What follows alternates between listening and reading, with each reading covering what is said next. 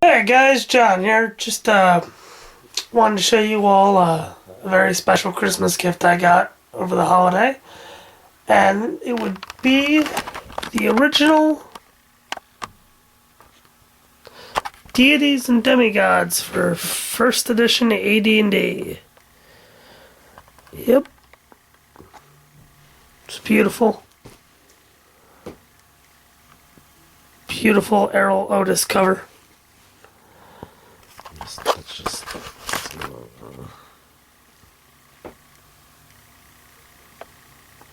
Yep. There's the little, and there's the little TSR wizard right there. Classic.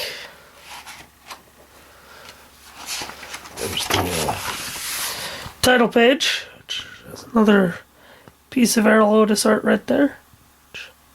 It's awesome. And it says copyright 1980. There's the foreword, as in every D&D book.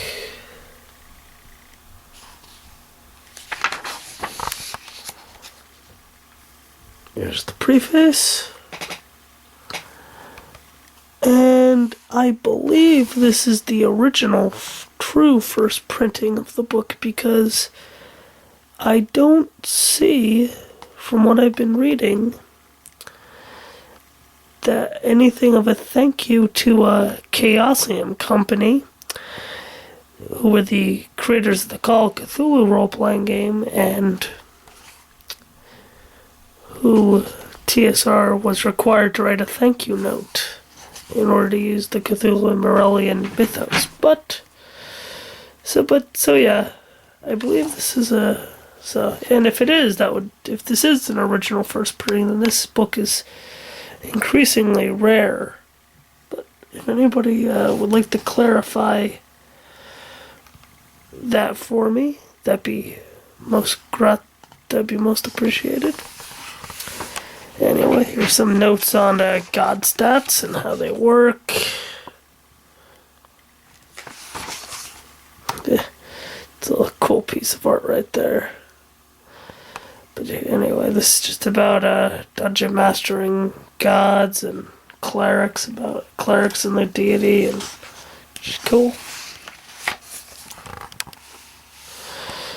Some information on omens, mortality, immortality, divine ascension, which is something you don't really see a lot in D&D books today when it comes about gods. It's just, they don't talk about that, which is odd, because that's cool stuff and stuff that happens, Here we are. First mythos, the American Indian.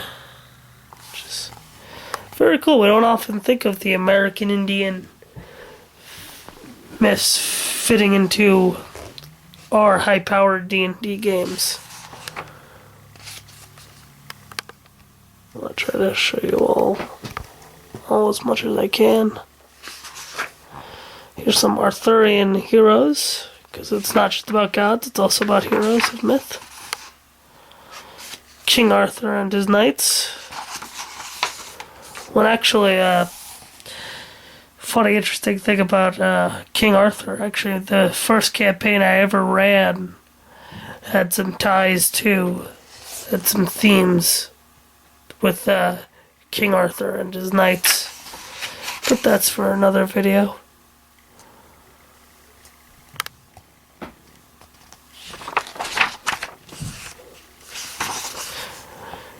Babylonian mythos, which is cool. The goddess of Ishtar.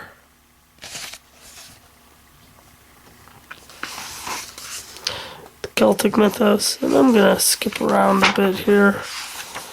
Try to cover it all in. There's the goddess of vice.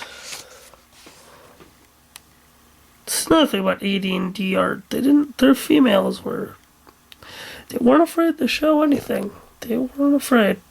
It's good. Here's the Chinese mythos, which, another thing you don't see much in D&D. You don't see much Oriental campaigns. But they were there. And here it is, the Cthulhu Mythos. All artwork brought to you by Errol Otis again. There's the man himself, Cthulhu, right there. Looking all boss-like. There's some more Cthulhu.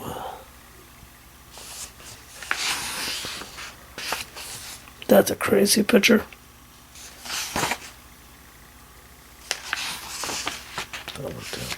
Another thing I like about this picture is that it shows a princess and castle, because we normally think of just Cthulhu as 1920s America, not a medieval Europe. But yeah, it's cool. Anyway, moving on. The Egyptian mythos. All detailing the Egyptian gods. Goes into some hieroglyphics. Finnish mythos. More beautiful artwork.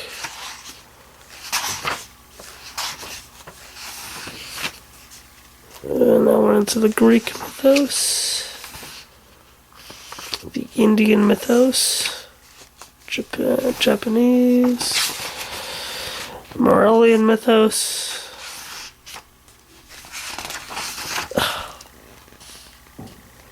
Awesome picture right there.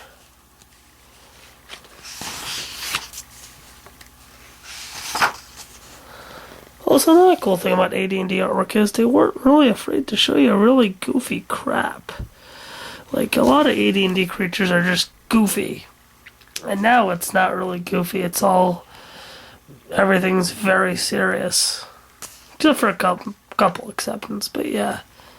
For the most part, everything's all serious and in color, and just... sometimes you just want to see some vulture lions in a book.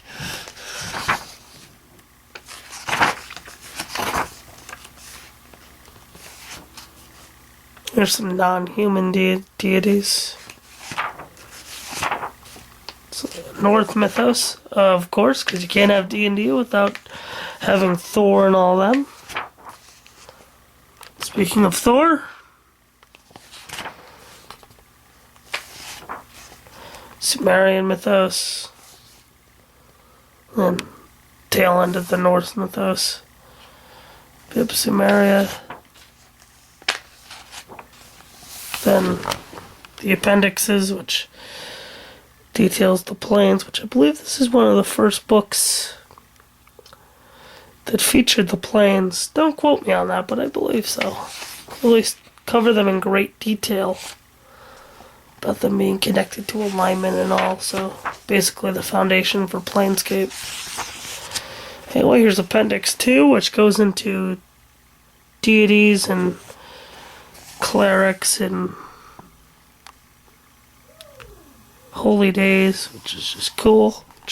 It's another thing you don't see much in books today. Like, I know just, you don't see that much in books where they talk about what clerics wear of this particular god and what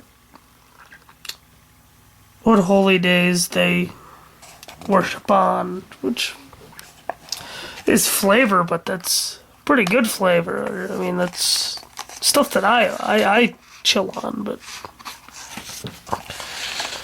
yeah, things happen. Hopefully with D&D Next and the whole looking back at previous editions, Wizards of the Coast will do something. But anyway, there we are. And that's Deities and Demigods for AD&D. It's a good book. If you can afford it, I recommend you buy yourself a copy or buy a copy of the second printing, which goes by Legends and Lore. Very good books, good references to have, and you learn something about culture and different myths. Anyway, as always, I'm John. Happy gaming, and I will see you in 2013, my friends.